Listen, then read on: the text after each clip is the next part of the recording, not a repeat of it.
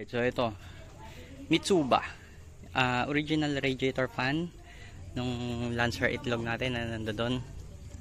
Bale ito kasi bumigay yung bushing niya, no, na oblong.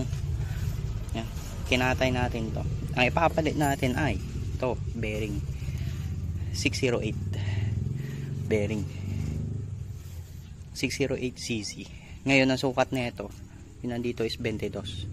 Ito 22. Ito 22. Pag tinanggal natin tong nylon. So tatanggalin natin tong nylon. Wait lang. Kinatay natin ibabaw. Ayan yung ball bearing. Nakaupo na siya dyan. So gagawa na lang natin to ng lock. Para hindi lumuwa yung bearing. Ayan. Ko-convert din natin tong likod. Para mas maganda. Para pantay bearing sa bearing. Okay. Thank you. Dinamitan natin siya ng MIG. Na-welding na natin. Pasensya na sa welding natin at pangit. Ang hirap niyang pagdikitin. Ang nipis, nabubutas. So, ayan. Gagrinderin na lang natin para kuminis. Okay. Lilipat ulit ako. Maya-maya. Ito na. Yung kabilang side naman ang ginawa natin. Yan. Kung mapapansin nyo yan, oh, binuksan ko din siya. Yung pagkakabukas natin, ito, tinanggal natin tong ulo. Yun nandito. Pag natanggal mo to, ito, lalapat na dito. Gitnang gitna yan, walang kalup. Ayan, upong upo yan dyan. Tapos tsaka mo ipatong to dito. Saka mo weldingin uli pabalik.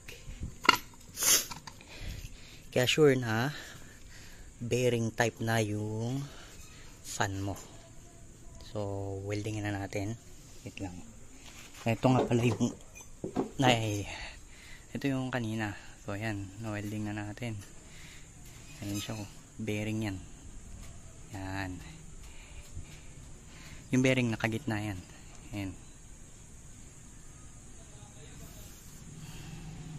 So kabit na natin yung takip. Kung nakikita nyo, ito yung bushing. Ayan. Ito yung bushing. Ito yung pinalit natin. Ayan. Bearing. So tinanim natin siya. Binuksan natin to. Tsaka natin winelding pabalik. Ayan. Sa loob na yung bearing. Okay na yun. Umiikot to. Okay. Same nung nasa gitna. Ayan. Bearing din yan. Ngayon, lilinisan natin to. Tsaka natin pinturahan na itim. Para maging presentable naman.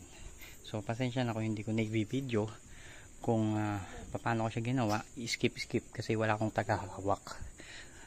Yan. Pero yun lang yan. Grinder, bearing, housing. Kasi yung radiator natin is ito.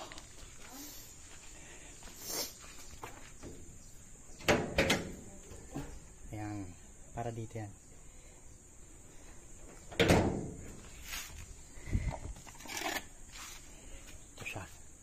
Bumigay kasi yung po natin, kaso wala tayong mahanap kagad, mabibilhan.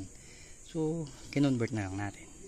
Pwede naman mamaya pagkari natin pinturahan, papakita ko sa inyo pagka nakakabit na. Patatakbuhin natin yan. Okay, peace.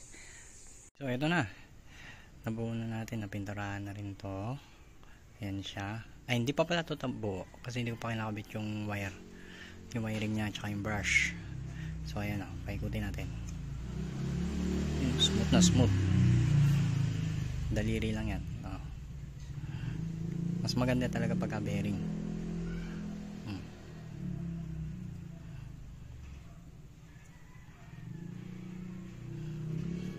So bearing lang yan.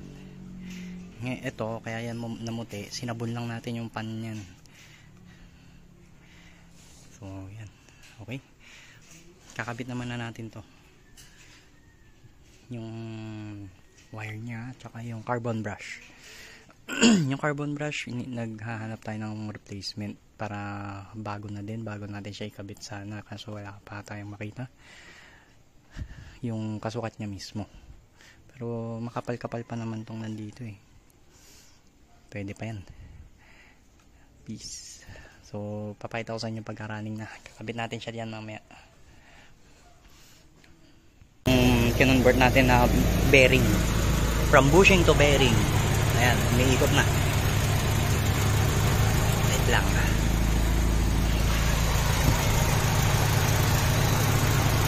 Ayan. Nakapatay pa yung aircon.